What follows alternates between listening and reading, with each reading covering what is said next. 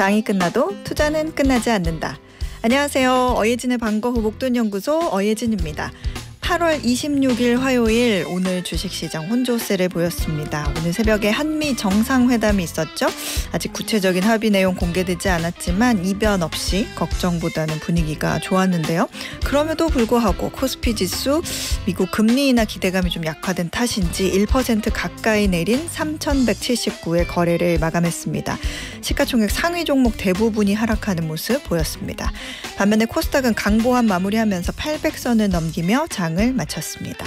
원달러 환율은 미국의 추가 금리 인하폭 기대감이 좀 약해지면서 11원 급등한 1,395원에 거래를 마감했습니다. 지금 이곳 목동의 기온은 31.5도. 처서가 지나고 목이 입은 삐뚤어진 것 같은데 이 목동에 사는 매미들 입은 그대로인 것 같아요. 쩌렁쩌렁하더라고요. 저도 쩌렁쩌렁하게 어예진의 방과후 목돈연구소 시작합니다.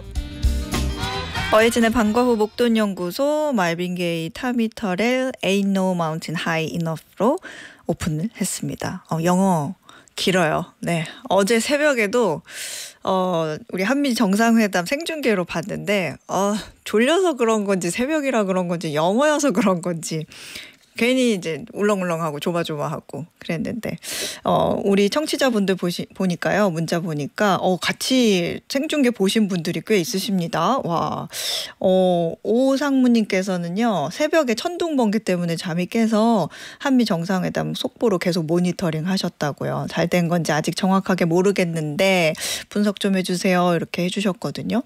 글쎄요. 이제 세부 사항들이 나와야 이제 비공개 회담에서 무슨 얘기들이 오갔는지 나와야 정확하게 판단을 할 수 있지만 우려했던 것과는 달리 다행히 그래도 잘 분위기는 좋았던 것 같아요. 트럼프 대통령이 좋아하는 전략적인 그런 애티튜드로 많이 고민을 해간 그런 모습이어서 그래도 선방하지 않았나라는 생각이 드는데 내용은 그래도 관세 관련한 내용은 봐야 알겠죠.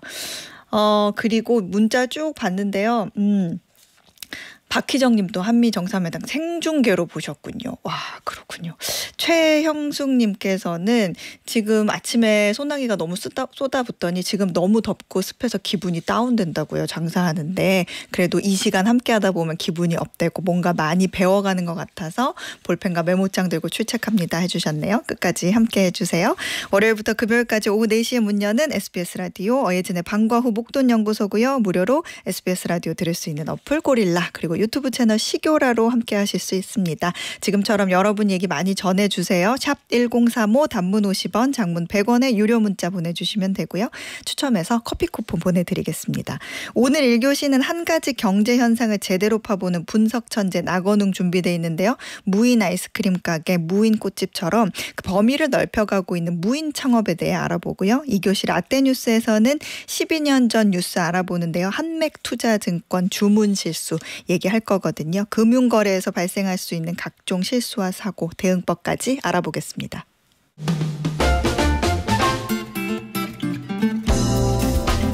저 어예진이 직접 고른 꼭 알아야 할 뉴스, 어뉴스. 오늘도 배달 왔습니다.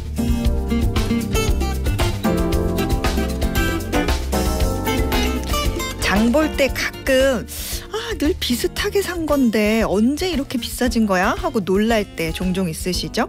가격이 껑충 뛴 기억은 없는데 이상하게 장바구니 부담은 늘어난 것 같은 느낌적인 느낌. 바로 이런 현상을 두고 경제학자들은 스니크플레이션이라는 말을 씁니다. 스니크라는 거는 몰래 살며시라는 뜻인데요. 여기에 인플레이션이라는 용어를 합쳐서 슬금슬금 다가오는 물가 상승이라는 의미로 쓰이죠. 물가가 갑자기 뛰는 게 아니라 마치 냄비에 들어있는 개구리가 서서히 끓는 물을 알아차리지 못하듯 가격이 조금씩 오르면서 우리가 뒤늦게 체감하게 되는 개념입니다. 미국은 8월 초부터 전 세계에서 수입되는 거의 모든 물품에 대해 관세가 부과됐는데요. 이 여파로 소비자 물가가 말 그대로 슬금슬금 올라갈 수 있다는 걱정이 나옵니다. 처음에는 수출업자나 그 물건을 들여와 파는 수입업자가 관세를 부담할 수 있지만 시간이 지나면서 점점 그 관세를 소비자에게 부담시킬 거란 생각이죠. 그 말이 꽤 일리 있게 들리긴 하지만 정확히 어떤 현상이 나타날지는 경제학자들도 의견이 엇갈립니다. 엇갈립니다. 이렇게 갑자기 높은 관세를 모든 물품을 대상으로 부과한 전례가 없기 때문에 무슨 일이 벌어질지도 지켜봐야 알 수 있다는 건데요. 일부 전문가들은 만약 사람들이 가격이 오른 물건의 구매를 포기해버리면 소비가 줄면서 경기가 나빠지고 그러면 또 소득이 줄고 다시 물건이 잘 안 팔리면서 오히려 지금보다 가격이 더 떨어질 수도 있다는 전망도 하고요. 또 소득 여유가 크지 않는 사람에게는 스니크플레이션이 생활 방식을 바꿔놓는 조용한 출혈로 다가올 수 있다고도 우려합니다. 어떤 날은 외식을 포기하고 자녀의 신발을 사줘야 하고 어떤 날은 자동차 할부를 연체하고 전기세를 내야 하는 일이 생길 수 있기 때문입니다. 관세가 앞으로 미국 경제에 어떤 결과를 초래할지는 두고 봐야 알겠지만 생활 속에 조용히 스며드는 스니크플레이션은 우리가 아는 인플레 중 가장 교묘하고 피하기 어려운 녀석일지도 모르겠습니다. 이상 어뉴스였습니다.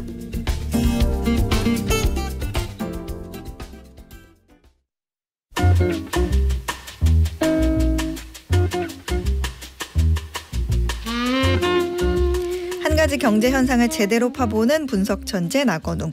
오늘도 매경 이코노미의 나건웅 기자 스튜디오에 나왔어요. 어서 오세요. 네, 안녕하세요. 네. 자, 오늘 분석해 주실 경제 이슈 뭘까요? 네, 오늘은 요즘 자영업 시장에서 가장 뜨거운 화두로 떠오른 무인 창업 트렌드를 짚어보겠습니다. 네, 뭐 최근 홍대나 강남, 대학가를 걸어보면은 사람은 많은데 직원은 없는 매장이 맞아요. 되게 흔해졌거든요. 뭐 과일 가게니 곰탕집이니 탁구장, 태닝숍 이런 것들까지 무인으로 운영되고 있는데요. 네. 인건비 부담이 커지고 구인난이 겹치면서 자영업자 눈길이 무인 점포로 쏠린 겁니다. 한 통계에서는요, 2023년 신규 무인 매장 가맹점 수가 2019년, 그러니까 4년 전 대비 무려 900% 가까이 증가했다는 통계도 있는데요. 네. 오늘은 무인 창업이 왜 붐인지, 그리고 또 어떤 아이템이 유망한지, 창업할 때 주의해야 할 점들은 없는지를 자세히 분석해 보도록 하겠습니다. 네. 무인 점포 저도 거리 걷다 보면 정말 많이 늘어난 거 체감하고 네. 저도 실제로도 많이 이용하게 되는데 그렇죠. 이제 우리 일상 속에서 확실히 자리 잡은 것 같기는 해요. 맞습니다. 구체적으로 어떤 업종이 많이 무인화되고 있어요? 네, 초창기에는 뭐 저희한테 익숙한 이제는 코인 노래방, 코인 빨래방, 그리고 무인 카페, 무인 아이스크림 할인점 요 정도였는데요. 요즘은 범위가 훨씬 넓어졌습니다. 뭐 문구점, 반려동물 용품점, 과일 편의점, 정육점, 뭐 꽃집 이런 것들도 굉장히 많아졌는데요. 특히 요새 좀 무인화가 많이 된 업종들의 공통점을 살펴보면은 네. 소비재를 주로 다루는 리테일 쪽에서 무인 트렌드가 확산된 모습입니다. 예를 들어 요새 제 개인적인 생각으로는 무인 점포 중에 가장 많이 늘어나고 있는 게 1,000원 빵집. 1,000원 빵집이 빵을 있어요? 1,000원에 파는 겁니다. 모든 빵을. 그러니까 이거는 그 이름만 보셔도 알겠지만 공장에서 양산해서 받아온 빵을 진열만 해놓으면은 뭐 끝이거든요. 뭐 주문이나 결제 같은 것들은 셀프 키오스크로 하니까요.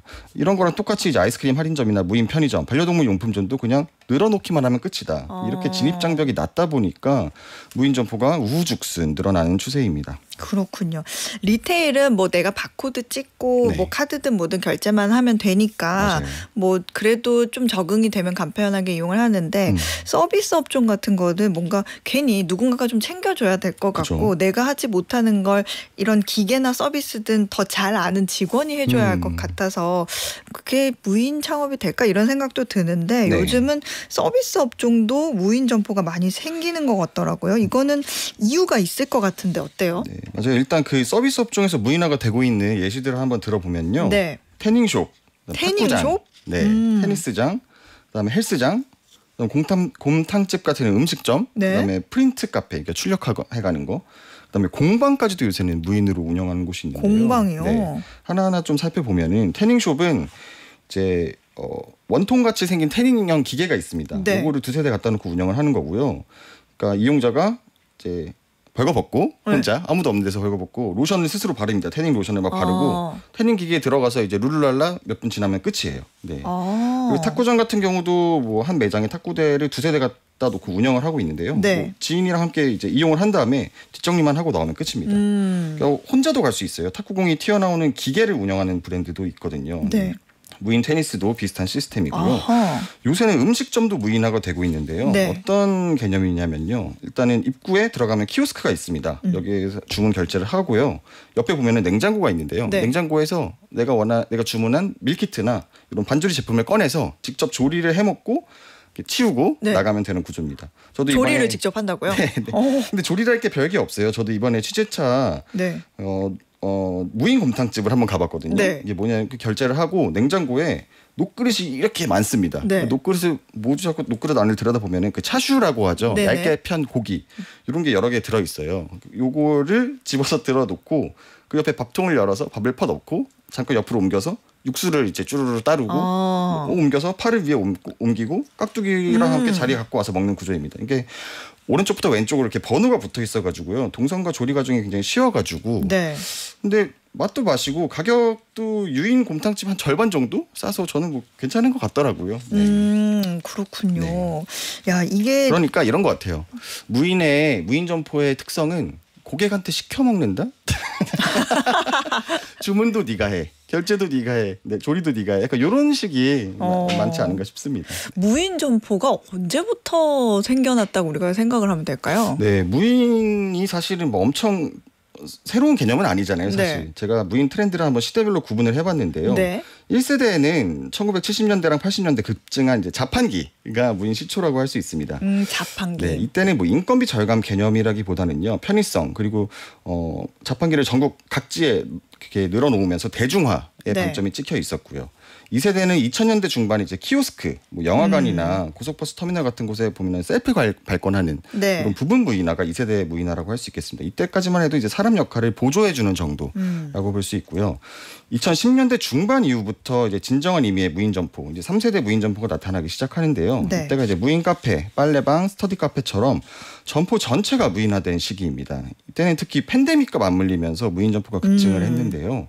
공실이 굉장히 많이 생겼잖아요. 네. 이 틈새를 무인 점포가 비집고 들어왔고 사람들도 비대면을 그렇죠. 네, 바이러스 옮기면 안 되니까 비대면을 선호하게 되면서 무인 점포가 빠르게 늘어났습니다. 와, 1세대가 7, 80년대 자판기군요. 네, 자판기. 그러니까 2세대는 셀프 발권기, 그쵸. 뭐 3세대는 무인 빨래방. 얼마 안 된 것 같은데 따져보니까 꽤 역사가 있네요. 맞습니다. 그러면은 이제는 4세대겠네요. 맞습니다. 어떤 점이 좀 달라요? 이제는 4세대 무인 시대에는요. 최근이죠. 최신 기술이 결합된 무인 스마트 스토어가 대세로 떠올랐는데요. 네. 뭐 인공지능이랄지 사물 인터넷 IoT 기술, 그다음 뭐 로봇, RFID 기술 이런 게 이제 무인 점포에 결합이 됐습니다.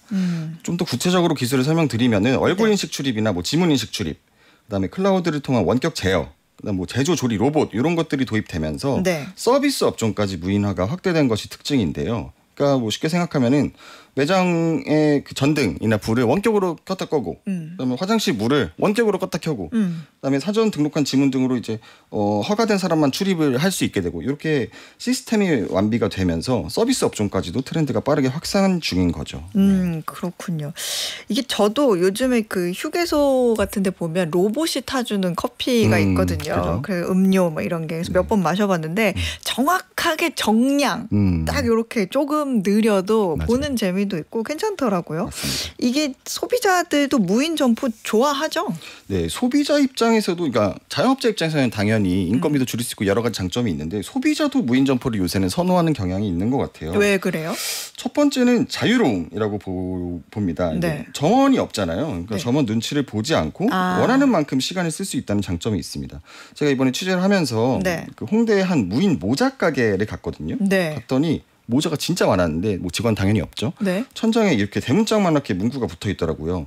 저희 매장은 점원이 없습니다. 눈치 따위는 1도 보지 말고 모자를 마음껏 써보세요. 이렇게 큼지막하게 붙어 있더라고요. 그러니까 저도 사실 모자 같은 거 써볼 때 이게 내 머리 오늘 안 감았는데 이거 써봐도 되나 이런 생각 드는데 그냥 계속 써보는 겁니다. 1시간, 2시간 원하는 거 찾을 때까지 눈치를 볼 점원이 없으니까요. 그리고 둘째는 아까 곰탕 얘기도 했는데요. 가격이 조금 저렴합니다. 네, 인건비 절감이 되잖아요. 이게 네. 가격에 반영되다 보니까 일반 매장보다는 아무래도 무인 점포에서 제공하는 이제 제품이나 서비스 가격이 저렴한 경우가 많습니다. 무인 점포가 점점 많이 늘어나고 있기는 한데 이게 뭐랄까 저도 얼마 전에 전통시장에 갔다가 달걀 파는 무인 점포가 있어서 달걀도 많아요. 네, 갔는데 그 어르신께서 아이고 이거 2번 찍혔는데 이게 호출을 해도 안 받는다고 어떡하냐고 그래서 옆에서 제가 다 도와드린 적이 있거든요. 근데 착하시네요. 네. 당연히 그래야죠. 근데 이게 가끔 그럴 때 그냥 어르신들 같은 경우에는 기계에 익숙하지 않다 보니까 맞아요. 그런 부분들이 헷갈릴 수 있어서 맞아요. 이런 부분들에 조금 제약이 있을 수 있는데 점점 늘어나는 추세긴 하니까 맞아요. 자꾸 배워야 하는 그런 거가 있기는 하죠. 네. 그런데 이 창업자 입장에서는 아무래도 말씀해 주셨지만 인건비 이런 거를 따져봤을 때는 무인 점포를 선호하게 되는 추세긴 하잖아요. 맞아요. 인건비 부담이 아무래도 적고요. 직원 관리가 되게 힘들잖아요. 근데 직원 대신에 장비만 쓰면 되니까 이것도 스트레스 좀 덜 받고 그리고 결정적으로 요새 많이 늘어나고 있는 이유가 바로 초기 창업 비용이 상대적으로 저렴하다는 점. 이게 굉장히 영향이 큽니다. 근데 역시나 이제 청취자분들이나 뭐 소장님이나 저희도 마찬가지고 궁금한 거는 이거 어떤 그러면 무인 점포를 창업하면 좋겠냐 이게 궁금한 거 아니겠습니까? 네네. 그래서 하나씩 한번 따져보도록 해보겠습니다. 좋아요. 그 무인 창업 아이템 분석 한번 시작해보죠. 네, 우선 창업 비용이 아이템마다 천차만별이긴 해요. 네. 그래서 저는 이제 가장 적게 드는 업종부터 한번 살펴보겠는데요. 네. 1,000원 빵집 그리고 무인 아이스크림 할인점이 역시 가장 저렴합니다. 1,000원 빵집 같은 경우는 8평 정도 되게 소규모 매장에서 창업 가능하고요. 네. 무인 아이스크림 할인점도 한 10평에서 12평 정도면 되는데 매장 면적이 작고 이제 권리금 보증금을 포함을 해도 이제 5천만 원에서 7천만 원 정도면 창업이 가능합니다. 그런데 제 생각에는 당연히 리스크도 있습니다. 그렇겠죠. 워낙 우후죽순 늘어나잖아요. 쉽고 초기 창업 비용도 싸니까요. 그래서 진입 장벽이 워낙 낮아가지고요. 인테리어도 뭐 딱히 필요 없고 차별화할 수 있는 여지 자체가 적습니다. 그러다 보니까 이미 무인 아이스크림 할인점은 포화설이 나온 지가 한 3년 정도는 벌써 된 것 같아요. 아파트 상가마다 하나씩 다 있는 것 같아요. 그런데 올해는 좀 잘 됐어요. 이례적인 폭염과 그리고 아까 1,000원 빵집이 굉장히 핫한 아이템이라고 했잖아요. 이게 아이스크림 가게 쇼핑숍 형태로 많이 들어오고 있더라고요. 그러니까 무인 아이스크림 할인점은 사실은 여름에 매출이 높은 업종이거든요. 근데 빵은 사실 겨울에도 잘 팔리잖아요. 그렇네요. 1,000원 빵집이 쇼핑숍으로 아이스크림 할인점에 들어오다 보니까 겨울 매출을 보완할 수 있다는 점 때문에 요새는 포화지만 다시 재조명되고 있는 이런 상황입니다. 그렇군요. 이순자님, 김우연님도 1,000원 빵집 가보셨대요. 1,000원 빵집 많죠. 그러면은 뭐 무인 아이스크림점은 5천에서 7천만 원 정도. 그럼 1억 원 정도면 어떤 무인 점포 좀 고민해 볼 수 있을까요? 1억 원 정도면요. 요새 핫한 캡슐 뽑기방. 캡슐 뽑기? 이른바 가차샵이라고 불리는 매장. 한번 들어보신 적 있을까요? 이게 예전에 저희 어릴 때 동전 넣고 띠릭띠릭 돌리면은 뭐 캡슐 같은 거 나와서 그 안에 막 장난감 들어있고 그렇잖아요. 요게 사실은 일본에서 엄청난 열풍이었는데 한국에도 원래 종종 있다가 요새는 대형 가차샵들이 많이 들어오고 있어요. 근데 일단 작게 창업을 한다면 10평 기준으로 한 약 1억 원 정도로 창업이 가능하고요. 다만 근데 cap슐 뽑기방은 특성상 넓으면 넓을수록 그리고 또 이목을 끄면 끌수록 장사가 잘 된다 하더라고요. 그래서 유흥상권이나 유동인구가 많은 입지가 좋은데 그러니까 아까 1억 원이라고 말씀은 드렸지만 수익을 내려면은 이제 입지가 좋은 비싼 상권에 더 큰 평수로 들어가야 되는 만큼 3억 원은 들여야 이게 수지가 맞는다 이런 얘기도 나오고 있습니다. 저희가 고속버스 터미널에서 봤는데 엄마들이 가장 빠르게 지나가야 하는 구간이죠. 가장 빠르게 지나가야 됩니다. 이거 먼핑이나 먼캔몬 이런 것들 가차샵이 있으면은 눈을 가리고 빠르게 들접고 지나가야 됩니다. 오늘은 하지 않아요. 이러고 가야죠. 그리고 또 1억 원대로 창업할 수 있는 것들이 몇 개 있는데요. 무인 탁구장, 태닝숍, 그리고 전자담배숍 이런 것들도 물론 면적과 입지에 따라 다르긴 합니다만 1억 원에서 2억 원 수준에서 창업이 가능합니다. 하지만 탁구장이랑 태닝숍은 아직 대중화가 되지 않아서 많이 되지 않았잖아요. 수요가 좀 제한적이라는 점. 그리고 무인 전자담배숍은 자판기 형태로 팔거든요. 근데 이게 요새 또 말이 나오는 게 미성년자 신분증 도용, 그리고 담배 업종으로 등록되지 않은 이런 등등 규제 리스크가 아직 해소되지 않았다는 점은 불안 요소입니다. 저 이번에 취재하면서 좀 재밌게 본 게 폰 케이스 자판기예요. 이게 뭐냐면은 그 즉석에서 포토부스 같은 건데요. 즉석에서 본인 사진이나 인기 아이돌 사진을 케이스에 인쇄를 해줍니다. 스마트폰 케이스에. 그렇게 해서 자기만의 맞춤형 케이스를 만들 수 있는 장비인데요. 유동인구가 많은 상권일수록 유리합니다. 그래서 2억 원 미만 창업이 가능합니다만은 재방문율이 조금 낮다는 점은 리스크입니다. 그러니까 한번 케이스를 인쇄하고 나면 다시 좀 필요가 없으니까.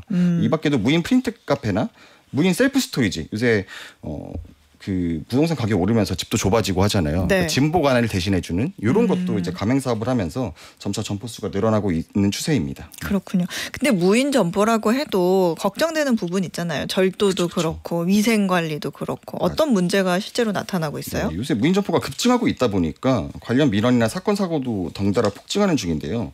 뭐 보면은 뭐 무인 마트에서 손님이 장바구니째 들고 사라진 사건 뭐 이런 것도 있고 무인 옷가게에서 뭐 결제는 안 하고 여기저기 막 옷에 모조리 해집고 어머나. 사라진 그럼 다음 손님은 못 하잖아요. 네.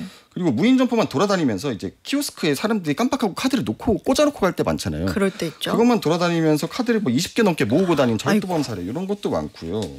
황당하죠. 그다음에 대한민국이 치안이 상대적으로 좋아서 무인 운영이 적합하긴 한데 이런 보안 이슈나 뭐 손상, 그다음에 손망실 등은 감안을 해야 될 것 같고요.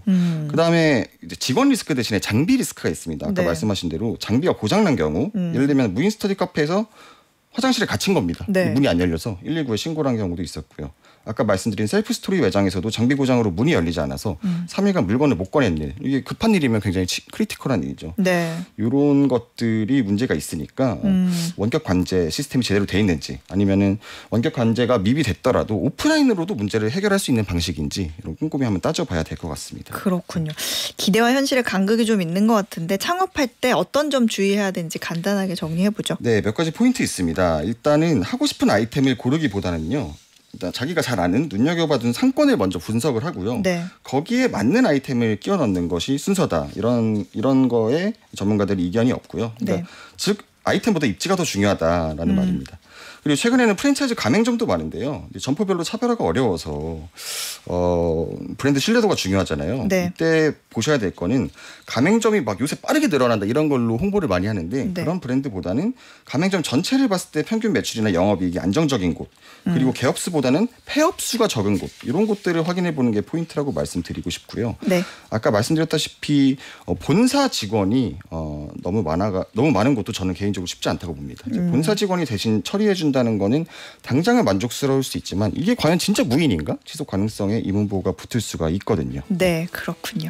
오늘 무인 점포에 대해서 한번 얘기 나눠봤습니다. 지금까지 매경 이코노미 나건훈 기자였습니다. 고맙습니다. 네, 감사합니다. 네, 조이의 안녕 들으면서 1교시 마무리할게요. 매주 월요일부터 금요일 오후 4시부터 5시까지 경제에 관한 모든 것을 충전하는 시간 SBS 라디오 어예진의 방과후 목돈연구소와 함께하고 계십니다. 2794님께서 사과 사진 보내주셨거든요. 사과 홍로라고 하면서. 근데 두 번째 사진은 낙과돼서 떨어진 사과라고 하면서 보내주셨는데 정말 빨갛고 예쁜 사과인데 낙과가 됐다고 하니까 안 그래도 뉴스 보니까 요즘에 날씨 때문에 그리고 최근에 비가 많이 오고 그래서 낙과가 굉장히 많다고 하더라고요. 그래서 피해를 입으신 농가들이 많다고 하는데 2794님도 피해 많이 없으셨으면 좋겠습니다. 윤소연님께서는 어제부터 집에서 출산휴가 하면서 편히 듣고 계신데요. 우리 둘째를 위해 출산휴가 시작됐는데 집에서 독서하면서 편하게 듣습니다. 네, 둘째하고 이야기 나누시면서 사랑 많이 주시면서 어예진의 방과후 목돈연구소도 함께 즐겁게 들어주세요. 유튜브에서는 나비나 송님께서 고릴라에서만 댓글 달다가 유튜브에도 처음 댓글 남깁니다. 오늘 분석 천재와 라떼 뉴스도 너무 기대되네요. 소장님 어제 정상회담 본방사수 하시느라 피곤하시겠어요 했는데 조금 뭐 피곤하긴 하지만 그래도 뭐 영어 공부했죠. 뭐 안 그래도 유튜브로 항상 고정적으로 소장님 화이팅하고 이렇게 댓글 달아주시는 분들이 계시다고 해가지고 제가 오늘 이렇게 인사드리려고 접속을 했는데 오늘은 안 계시네요. 송나비나님 감사드리고 항상 그렇게 화이팅 외쳐주시는 분들도 정말 감사드립니다. 자, 오늘의 퀴즈 풀고 2교시로 넘어가 볼게요. 간밤 한미 정상회담에서 트럼프 대통령은 조선소 선박 건조에 대해 많은 이야기 나눌 거라면서 다시 한번 한국의 조선산업과 협업할 의지를 내비쳤는데요.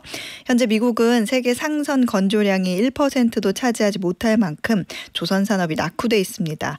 그래서 우리 정부는 미국의 조선산업에 투자하는 이 프로젝트를 무역협상 카드로 내놨는데요. 자, 퀴즈 나갑니다. 우리 정부가 미국에 제안한 프로젝트로 미국의 조선산업을 다시 부흥시키겠다는 뜻을 담고 있는 Make America Shipbuilding Great Again의 약자를 딴 이 프로젝트는 과연 무엇일까요? 자, 보기 있습니다. 1번 마스크, 2번 마스가, 3번 이 자스가. 네, 정답 아시는 분들은 단문 50원, 장문 100원의 유료 문자인 샵 1035나 무료 어플 고릴라로 보내주세요. 당첨되신 분들 중에 추첨해서 편의점 상품권 보내드리겠습니다.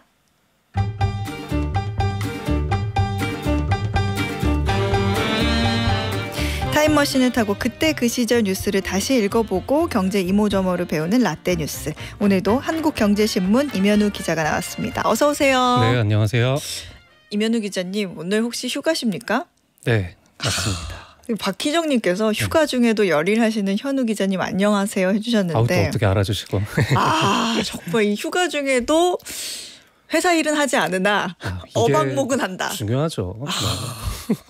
이 방송을 한국경제신문이 들으면 안 되는데. 네. 자, 오늘 몇 년 전 뉴스 가져오셨나요? 네, 오늘은 12년 전으로 가보겠습니다. 2013년 12월 14일 한국경제신문 기사고요. 제목은 주문 실수 한방에 한맥증권 사실상 파산입니다. 어떤 주문 실수를 했길래 증권사 파산으로 이어졌는지 기사 한번 들어보죠. 국내 증권사가 파생상품 주문을 잘못 입력하는 실수로 파산 위기에 몰리는 일이 발생했습니다. 한맥투자증권은 그제 오전 장시작과 함께 코스피 200 콜옵션과 풋옵션 거래에서 시장 가격보다 훨씬 낮은 가격에 매도하고 시장 가격보다 크게 높은 가격에 매수하는 주문을 총 41,336건 냈습니다.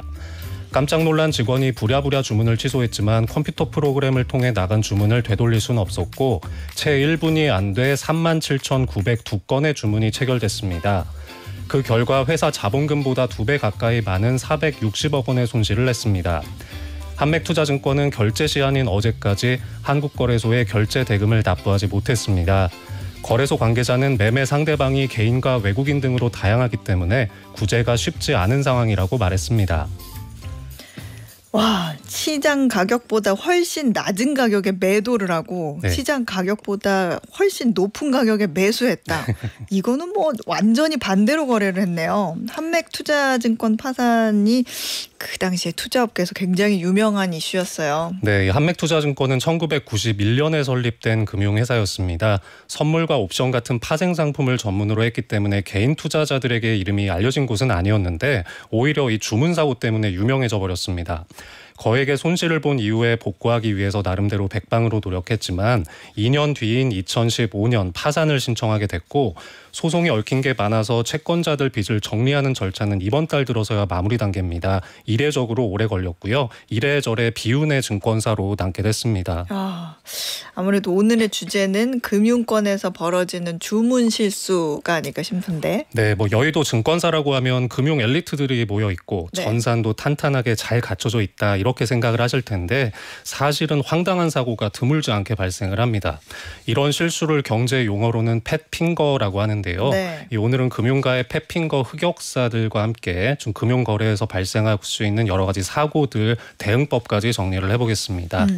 팻핑거라고 하면 그 팻이 FAT 그러니까 손가락이 두툼하게 이제 두꺼워가지고 컴퓨터 키보드 이제 주문하는 과정에서 뭐 거래량이나 가격 같은 거를 잘못 입력하는 그런 거를 뜻하는데 한맥투자증권은 이 국내 팻핑거 사고로 가장 많이 회자되는 그런 사례기는 해요. 사고 원인이 그때 어떻게 밝혀졌었죠? 네, 이 팻핑거의 정의 그대로 직원이 숫자를 잘못 입력한 게 화근이었습니다. 이 당시에 한맥투자증권은 사전에 정해둔 조건에 따라서 파생 상품이 자동으로 거래되는 프로그램을 사용했는데요.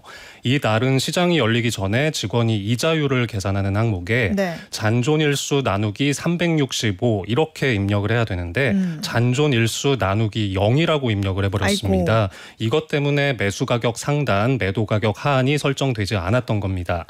좀 복잡한 개념이지만 결론만 말씀드리면 컴퓨터가 모든 코스피 200 옵션 종목에서 이익을 낼 수 있다 이렇게 잘못 인식을 해서 터무니없는 가격에 주문을 쏴대게 된 겁니다. 나누기 0을 하다니 그러니까 혹시라도 이상한 숫자를 입력하든 뭐 맞게 입력하든 최종 주문을 넣을 때는 왜 뭔가 알림창처럼 띵 하고 떠서 뭐 이 가격에 주문을 넣으시겠습니까? 이런 경고창이라도 좀 떴어야 되는 거 아니에요? 그렇죠. 이게 중소증권사다 보니까 그런 기본적인 위험 방지 장치가 좀 제대로 갖춰지지 못했던 겁니다.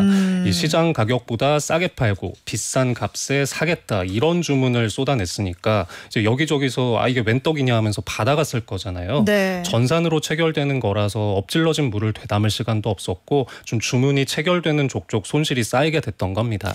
그러겠네요. 이게 뭐 일괄 한 사람이 이걸 다 사거나 뭐 그랬다고 하면 그 사람한테 가서 어떻게 사정이라도 좀 해볼 텐데 이거는 외국인이 샀을 수도 있고 누가 샀을지 모르니까 수습하기가 어려웠겠네요. 그러니까 우리가 왜 카카오톡 같은 것도 이렇게 메시지 하나 잘못 보내면 괜히 막 팀장님 흉 보는 건데 팀장님한테 보내버리고 그렇죠. 그러면 이제 등골이 서늘하잖아요. 근데 이 직원은 얼마나 놀랬겠어요. 그렇죠. 이분이 어찌나 놀랐는지 실수를 발견하자마자 컴퓨터 전원 코드를 확 뽑아버렸다고 해요. 하지만 이미 체결된 거래가 너무나 많았습니다. 근데 만약에 대형 증권사였다면 한 460억 원 손실이 나도 망하지는 않았을 거예요. 네. 하지만 이 회사는 자본금이 268억 원에 불과했습니다. 이게 금융시장은 아무래도 주문이 체결되는 순간 계약이 성립하는 거니까 기계가 하는 거라서 되돌리기가 어려웠을 텐데 당시에 그 회사 대표가 다른 증권사 다 일일이 찾아다니면서 거래 좀 취소해 주십시오. 이렇게 읍소했다는 얘기 들었어요. 맞아요. 이 옵션은 한쪽에서 손실을 보면 반대편에서는 그만큼 이익을 보는 구조인데요. 이 국내 증권사들은 전후 사정을 참작해서 거래를 취소하고 돈을 돌려준 것도 좀 있기는 했습니다. 하지만 외국계 증권사와 헤지펀드들은 뭐 내가 왜 돌려줘 뭐 이런 입장이었어요. 배려를 해주지를 않았습니다. 처지는 너무 안타까운데 거래는 또 거래니까. 그렇죠. 이 당시의 업계에서는 한맥 사고를 구제해 주는 게 맞냐 아니냐 여기에 좀 엇갈린 의견이 있었습니다. 한쪽에서는 이런 거래가 소위 뭐 선수들끼리 전문가 집단 간의 거래이기 때문에 그냥 유지를 하는 게 시장의 신뢰를 유지하는 것이다. 이런 원칙론이 있었습니다. 반대로 다른 한쪽에서는 명백한 착오 거래였다면 손실을 복구해주고 취소를 하는 것도 필요하지 않겠냐 이런 의견이 있었는데요. 하지만 결론은 구제 불가였습니다. 이 한맥투자증권은 나중에는 외국계 헤지펀드가 주문 실수를 노리고 뿌려둔 덫에 우리가 걸린 거다 이렇게 주장하면서 소송까지 내기도 했는데 법원에서도 인정을 받지 못했습니다. 대법원 판례들을 보면 착오 주문인 걸 알고서도 고의로 이용을 해서 이득을 봤다면 무효가 될 수 있지만 그게 명백하게 입증이 되지 않는 이상은 거래를 취소할 수 없다고 보고 있습니다. 이 사실 뭐 지인들하고 뭐 고스톱 같은 거를 쳐도 낙장불입이라는 게 있잖아요. 사실 또 이 개인 투자자들도 주식 주문 잘못 입력해서 체결이 돼도 본인 귀책 쌓으면 절대 복구가 안 되잖아요. 맞아요. 좀 어쩔 수 없는 당연한 결과 아닌가 싶습니다. 최종은님께서는 저는 며칠 전에 일부만 매도하려고 했는데 정신 놓고 전부 매도해 버렸어요. 그러니까 이런 경우가 있어요. 저도 뭔가 잘못 버튼 하나 누르면 매수를 해야 되는데 매도 버튼에서 하고 있고 그런 경우 있잖아요. 근데 이런 팻핑거 사고가 해외에서도 또 왕왕 발생을 해요. 네, 굉장히 여러 가지 사례가 있는데요. 일례로 2005년에 일본에서도 비슷한 금융사고가 있었습니다. 미즈호 증권의 한 직원이 고객으로부터 제이콤이라는 상장사의 주식 한 주를 61만 엔에 팔아달라 이런 부탁을 받았습니다. 근데 입력을 잘못해서 61만 주를 1엔에 팔겠다고 주문을 내버렸습니다. 하한가보다도 터무니없이 낮은 금액이라 경고창이 떴는데 직원은 그냥 무시를 하고 진행을 했다는 거예요. 엔터 눌렀구나. 네, 그렇죠. 그래서 순식간에 이 제이콤 주가가 곤두박질을 하면서 일본 시장 전체를 대표하는 니케이 지수까지 300포인트 폭락하는 혼란이 빚어졌습니다. 미즈호 증권은 이 거래를 수습하기 위해서 4천억 원대 손실 봤다고 하네요. 야, 정말 이 미즈호 증권 사건도 그렇고 우리 한맥투자증권 사고가 있었던 이후에 국내 자본시장에서 적잖은 그 충격이 있어서 야, 우리도 진짜 조심해야겠다 이런 풍토도 있었고 자본시장 제도상에도 좀 변화가 있었잖아요. 네, 맞습니다. 알고리즘 매매에서는 지나치게 비정상적인 주문이 체결될 때 경고 문구를 띄우거나 체결을 좀 막는 시스템이 만들어졌습니다. 또 한국거래소에서는 직권 취소 취소 제도를 도입했는데요. 대규모 결제 불이행이 예상되는 상황이 발생을 했을 땐 시장 안정을 위해서 거래소가 직권으로 거래를 취소할 수 있게 했던 겁니다. 하지만 이후에도 어이없는 사고가 근절되지는 않았습니다. 뭐 약간 경우가 다르긴 하지만 네. 2018년에 삼성증권 유령 주식 사건이 있었거든요. 네, 요거는 네. 이제 직원들이 갖고 있는 우리 사주에 배당을 해주려고 하는데 주당 1,000원을 준다는 걸 주당 1,000주라고 잘못 입력을 했던 거예요. 근데 또 문제는 그냥 실수면 되는데 없는 주식을 대량으로 배정을 했다. 이것도 문제였고 또 도덕적 해이도 있었죠. 직원 중에 실제로 이거를 매도한 사람이 있었습니다. 참 이 우리 금융시장에 좀 안 좋은 흑역사 중에 하나고 네. 이런 걸 보면 전산 시스템 조금 개선한다고 해서 또 완벽하게 해결이 되겠나. 그건 좀 아닐 수도 있겠다라는 생각이 좀 들었습니다. 그러게요. 옛날에 왜 증권사 객장에서 이제 종이로 주문 넣었던 시절에는 네. 이렇게 주문을 넣고 이제 사람이 처리하기 전이라면 달려가가지고 그거 취소해 주세요 이렇게는 가능했는데 그러니까 뭔가 사람이라는 어떤 그 단계가 하나 더 있었는데 지금은 이제 컴퓨터로 다 하다 보니까 그런 부분들에 대한 취약성이 있고 그거를 이제 좀 보완하려고 해도 금융권에서는 특히 사람의 양심이라는 게 또 있기 때문에 그런 부분들이 좀 해결되지 않는 그런 부분으로 남아있긴 하네요. 우리가 개인도 이런 경우 있어요. 뭐 은행에서 송금할 때나 뭐 저도 뭐 아이 학원비를 보내려고 하는데 공을 하나 더 붙였어. 맞습니다. 그러면은 깜짝 놀라잖아요. 그렇죠. 이 모바일 뱅킹을 이용해서 비대면으로 거래를 하시는 분이 늘면서 이 말씀대로 뭐 금액이나 계좌번호 잘못 보내는 사례가 급증하고 있습니다. 네. 이런 거를 정식 용어로는 차고 송금이라고 표현을 합니다. 차고 송금.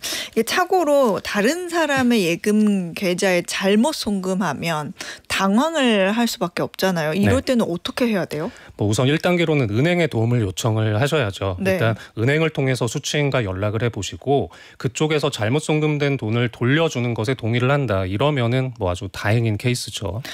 이게 동의를 안 하면 네. 못 받는 거예요? 그렇죠. 예전에는 민사소송을 제기해서 돌려받아야 됐는데 네. 사실 이게 개인이 하기에는 아주 힘든 작업이죠. 그래서 2021년부터 예금보험공사에서 차고송금 반환지원제도라는 게 생겼습니다. 돈을 잘못 보낸 분에게서 신청이 들어오면 이 네. 예금보험공사가 돈을 받은 분한테 연락을 해서 돌려달라고 요구를 하고요. 회수가 되면 입금을 해줍니다. 만약에 이분이 반환을 거부한다. 그러면 법적 대응까지 대신해 주는 게 이 제도인데요. 이 예보가 법원의 지급 명령을 받아내서 이 차고송금액 회수한 다음에 반환을 해주게 됩니다. 복잡하긴 한데 그래도 진짜로 돌려받을 수는 있나 봐요. 네, 제도가 시행되고 작년 말까지 누적 반환 건수가 12,000건을 넘었고요. 155억 원 정도가 주인을 찾아갔습니다. 이거는 만일을 대비해서 알아두면 좋을 것 같은데 어떻게 신청하면 돼요? 네, 일단 신청 대상 금액은 5만 원 이상, 1억 원 이하 이렇게 정해져 있고요. 네. 돈을 잘못 송금한 날로부터 1년 안에 신청을 하시면 됩니다. 예금보험공사 홈페이지에 있는 차고송금 반환 지원 사이트에 들어가셔서 온라인으로 하셔도 되고 네. 이 서울 종로에 가시면 예금보험공사 본사 있거든요. 여기에 상담센터에서 신청하는 것도 가능합니다. 심사를 통과하면 예금보험공사가 부당이득 반환 채권을 매입하고 나서 실제 회수된 경우에 한해서 행정비용을 차감한 나머지 금액을 이제 반환하게 되는데요. 네. 반환에 소요되는 기간은 보통 2개월 내외이고 잘못 보낸 돈의 평균 95% 정도 된다고 합니다.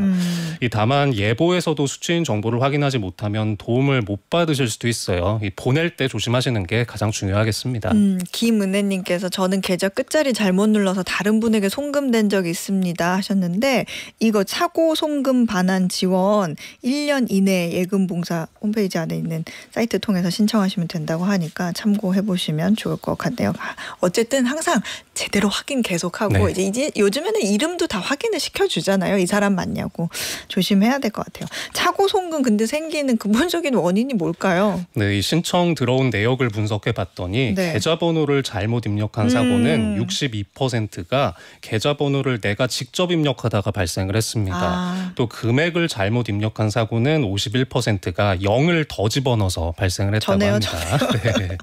이 차고송금 예방하시려면 이 계좌번호를 직접 입력하기보다 자주 쓰는 계좌나 최근 이체 계좌 이런 거 목록 있잖아요. 네. 이거를 활용하시는 게 안전하겠고 또 우리 금액 입력할 때도 10,000원, 50,000원, 100,000원 이렇게 버튼 누르게 돼 있잖아요. 네. 이런 것들을 좀 활용하시는 게 좋다라고 예금보험공사에서는 조언하고 있습니다.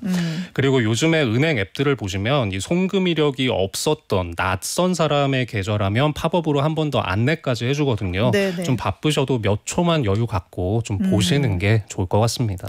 은행은 그런데 이제 주식 투자 또 하다 보면 내 잘못이 아닐 때도 있어요. 증권사 네. 전산 오류 같은 거 있잖아요. 전산 오류가 생각보다 빈번하게 발생하지 않아요? 네, 맞습니다. 금융감독원 통계를 보면 지난 5년 동안 발생한 증권사 전산 장애가 475건이었다고 하는데요. 소비자 피해 보상과 시스템 복구 비용 등등으로 발생한 직접 피해액만 해도 262억 원으로 집계됐습니다. 이 전산 장애가 5년 전에는 한 66건이었는데 작년에는 100건이었습니다. 전반적으로 증가 추세를 보이고 있고요. 네. 상반기에만 46건이 발생했습니다. 적시 매매를 실패하면 큰 손실인데 이거 어떻게 대응해야 될까요? 네, 일단 금감원에서 조언하기로는 내가 주문을 하려고 했는데 못했다. 이거를 입증할 수 있는 증거를 최대한 남겨두는 거, 이게 좀 가장 중요하겠습니다. 요즘에는 뭐 컴퓨터나 스마트폰으로 직접 주문하는 경우가 대부분이지만 증권사 지점 전화번호나 고객센터 번호도 미리 갖고 계시는 게 좋을 것 같아요. 네. 비상시에는 신속하게 유선으로 대체 주문을 좀 내보시는 게 좋겠고 전산 오류가 발생했을 때 그 화면을 캡처하거나 동영상으로 찍어두시는 것도 좋습니다.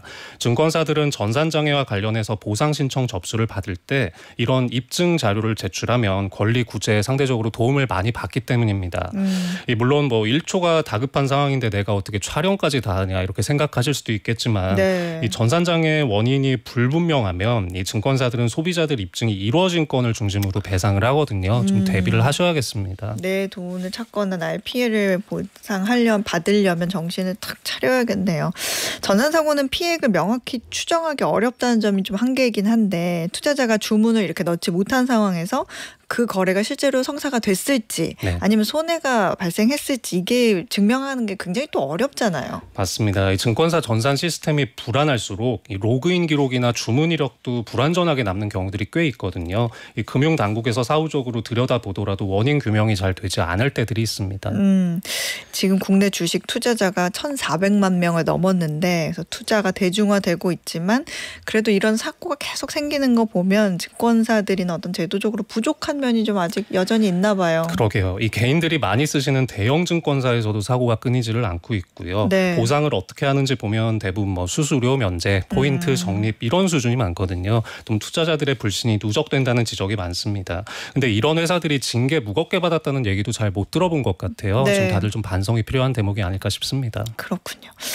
오늘 한맥투자증권 사례에서 시작된 이야기를 통해서 우리가 금융사고 막을 수 있는 대응법까지 알아봤습니다. 지금까지 한국경제신문 이면우 기자였습니다. 고맙습니다. 네, 감사합니다.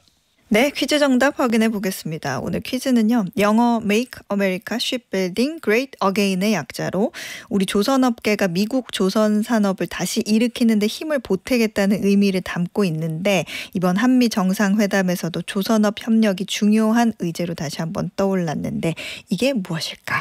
이건 여쭤봤습니다. 정답은 2번 마스카였습니다. 다들 3번에 빵 터져주셨는데 저는 여러분이 이렇게 크크크 보내주시고 웃었다 덕분에 이렇게 해주실 때 아주 큰 보람을 느낍니다. 감사합니다. 자, 정답 보내주신 분들 중에 오늘 편의점 상품권 받으실 두 분은요.